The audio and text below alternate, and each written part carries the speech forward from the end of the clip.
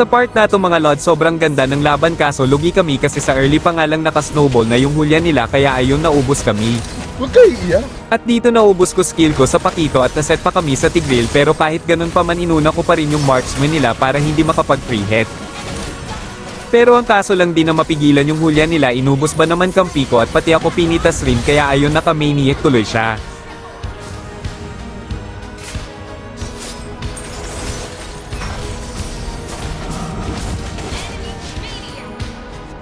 So ayun mga lods isang one game na lang ay mag-mythic na ako ngayong season at matek magsosolo na naman ako dito mga lods kasi sanay naman ako mag-isa. At dito open sana yung Hilda at Harley kaya sinabihan ko mga kampi ko na Hilda kung di makuha ng kalaban. Ang kaso lang nag-autolock ba naman ng Granger at Gus Ion si S1 at S2 ang lala talaga. Kaya ayun nakuha nila si Harley mabuti na lang din nakuha itong Hilda kaya magandang laban talaga ta. At hindi na muna ako masyadong magpaliwanag mga lods panoorin ninyo na lang hanggang dulo kung mananalo ba kami nito at makakamitik ba ako nito.